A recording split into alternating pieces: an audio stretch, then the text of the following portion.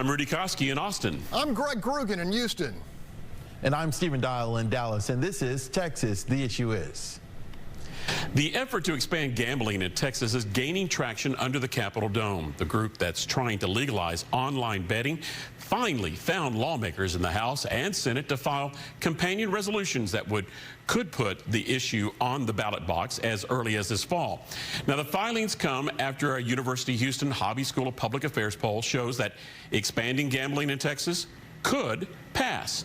Former Governor Rick Perry is the spokesperson for the Sports Betting Alliance, and I spoke to him about how two potential big roadblocks are there that could stop the ballot box issue and what he thought about the poll results.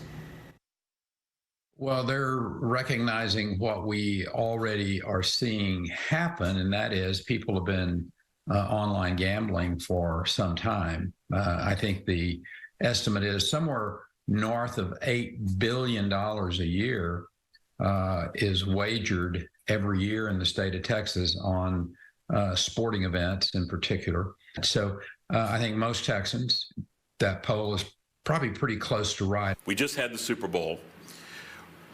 The big winner we know.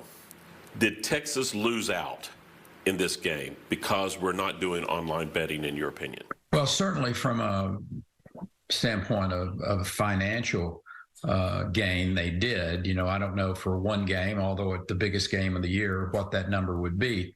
The estimates are that annually this would bring into the state of Texas approximately $250 million. So these wagers are going to be made. I think it makes sense for the state to regulate it, make sure that your information is safe, because we know that there are some platforms out there that are nefarious, that are offshore. We don't know who they are, frankly. So this will make sure that your wager is safe, your personal information is safe, and an added benefit, the state of Texas will make some revenue out of it as well. The governor and the speaker have both opened the door to the debate, to the discussion. A chilly reaction from your good friend in the Senate, Lieutenant Governor Dan Patrick. Have you had a chance to talk to him in regards to measuring where he stands on this? Well, the Lieutenant Governor is a very fair, very open-minded. He understands the will of the Senate concept. So I full well expect the Lieutenant Governor to be exactly those things, as he always is. From your crystal ball, we have another gambling piece of legislation out there in regards to destination resorts. Do you see the Alliance's online proposal and the resort destination proposal remaining on parallel tracks and not merging, or do you predict at some point in time they could merge? I think your prior statement is correct. The Sports Betting Alliance has their blinders on, so to speak. They're going to stay in their lane. Some religious conservative groups remain opposed to this. You've had a chance now, more than a month, to get some feedback. What are you hearing? Can there be some common ground? Can there be some give and take? Or is this one of those things that agree to disagree and that's where it's going to stay?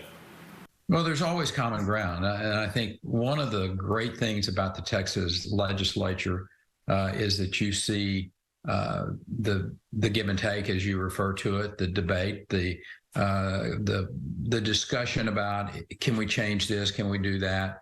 But I think at the end of the day, what makes this such a powerful argument from my perspective is that the legislation is going to require 2/3 of each house, generally speaking, if all people are there, 100 House members, 21 senators, and then a vote of the people in a constitutional amendment.